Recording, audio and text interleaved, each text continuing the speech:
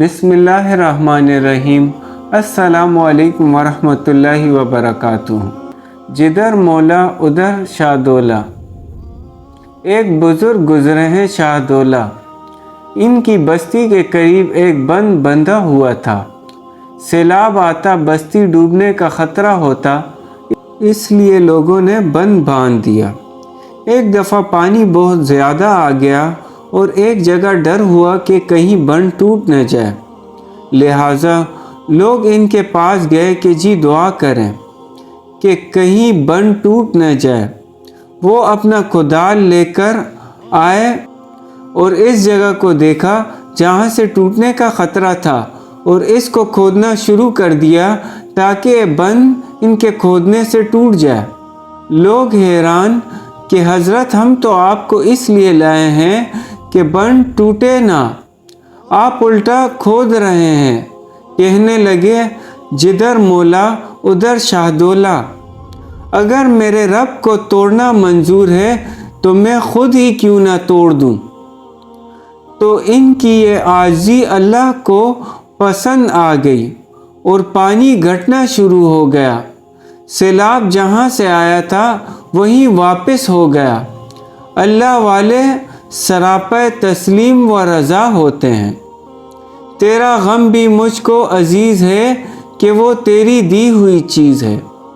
اللہ پاک ہمیں ان باتوں پر سمجھ اور عمل کی توفیق عطا فرمائے۔ گڑ کے بدلے سونے کی انگوٹھی۔ شیخ سعدی رحمۃ اللہ علیہ نے ایک حکایت لکھی ہے۔ وہ فرماتے ہیں کہ جب میں چھوٹا سا تھا تو میری والدہ نے مجھے سونے کی انگوٹھی بنوا کر دی۔ میں انگوٹھی پہن کر باہر نکلا تو مجھے ایک ٹھگ مل گیا۔ اس کے پاس گڑ کی ڈلی تھی۔ اس نے مجھے بلایا اور کہا کہ یہ چکھو۔ میں نے گڑ کو چکھا تو میٹھا لگا۔ پھر وہ کہنے لگا کہ اب اپنی انگوٹھی کو چکھو۔ جب میں نے اپنی انگوٹھی کو چکھا تو کچھ لذت محسوس نہ ہوئی۔ وہ مجھے کہنے لگا کہ یہ بے لذت چیز دے دو اور لذت والی چیز لے لو۔ میں نے اس کی باتوں میں آ کر اسے سونے کی انگوٹھی دے دی اور گڑ کی ڈلی لے لی۔ اسی طرح اگر محبت الہی کی قدر و قیمت ہمارے دل میں نہ ہو تو آدمی غفلت و معصیت کی وجہ سے اس کو ضائع کر دیتا ہے۔ دنیاوی لذتوں اور نفسانی خواہشات اور شیطان کے بہکاووں میں اللہ اور اس کے رسول صلی اللہ علیہ وآلہ وسلم کی محبت کو چھوڑ کر ان چیزوں کو اپنا لیتا ہے۔ حسن فانی کی سجاوٹ پر نہ جا، یہ منکش سانپ ہے، ڈس جائے گا۔ اللہ پاک ہمیں ان باتوں پر سمجھ اور عمل کی توفیق عطا فرمائے۔ جزاک اللہ۔ بسم اللہ الرحمن الرحیم۔ السلام علیکم ورحمۃ اللہ وبرکاتہ۔ مرنے سے پہلے ابا جان کی زیارت۔ حضرت مولانا محمد علی جوہر رحمۃ اللہ علیہ کی بیٹی بیمار ہوئی۔ ڈاکٹروں نے جواب دے دیا، جوان العمر بیٹی تھی۔ ماں نے پوچھا کہ کوئی آخری تمنا، کوئی آخری خواہش؟ کہا ابا جی کی زیارت کو جی چاہتا ہے۔ ماں نے خط لکھوا دیا۔ جوان العمر بیٹی کا خط پردیس میں ملا کہ میں اپنی عمر کی آخری گھڑیاں گن رہی ہوں۔ دل کی آخری تمنا ہے کہ ابا حضور تشریف لائیں تو میں آپ کا دیدار کر لوں۔ کتنی بڑی بات تھی۔ حضرت کو وہ خط ملا۔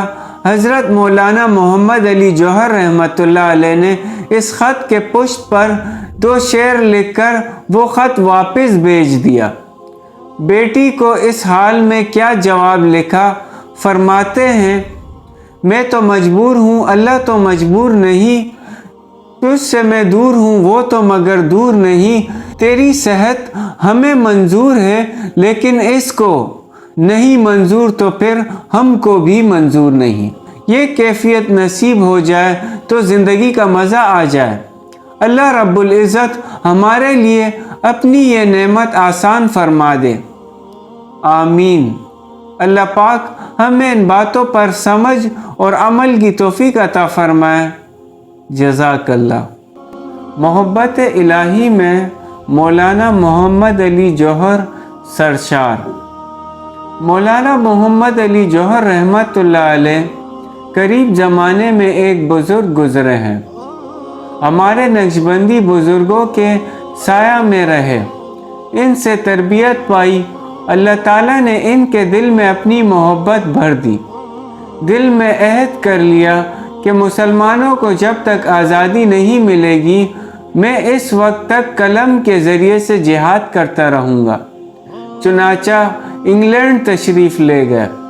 وہاں کے اخبارات میں اپنے مضامین لکھتے تھے کہ انگریزوں کو چاہیے کہ وہ مسلمانوں کو آزادی دے دیں۔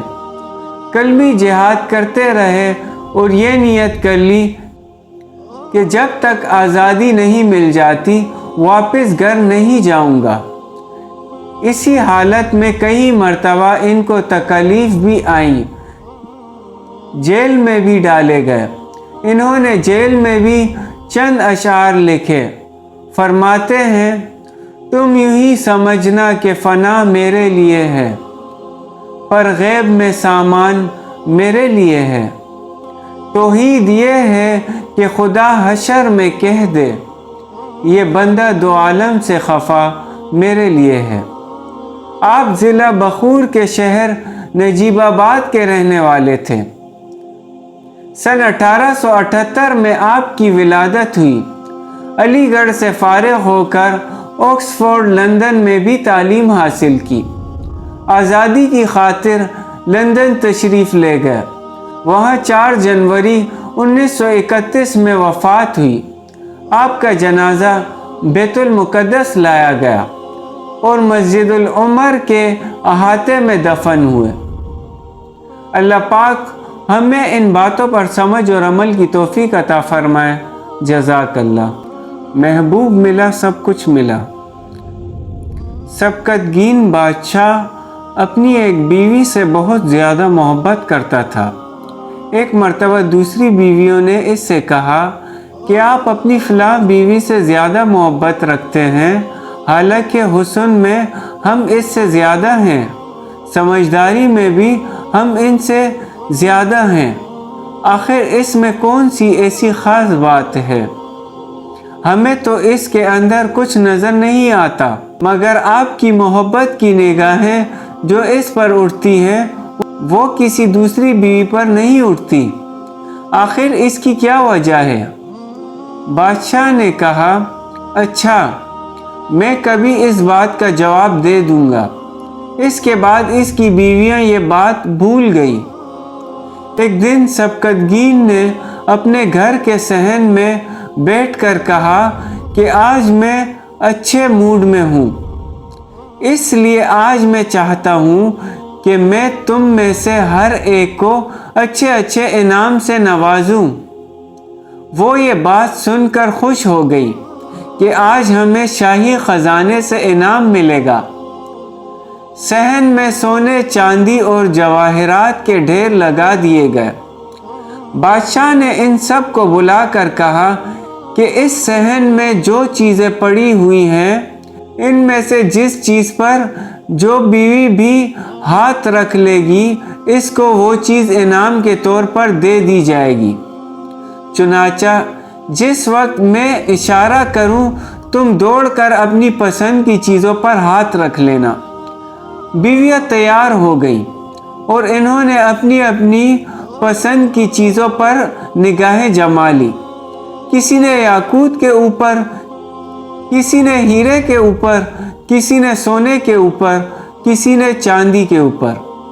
بادشاہ نے اشارہ کیا تو بیویوں نے دوڑ کر اپنی اپنی پسندیدہ چیزوں پر ہاتھ رکھ لیے، لیکن وہ بیوی جس پر اس کی محبت کی خاص نظر رہتی تھی وہ اپنی جگہ کھڑی رہی۔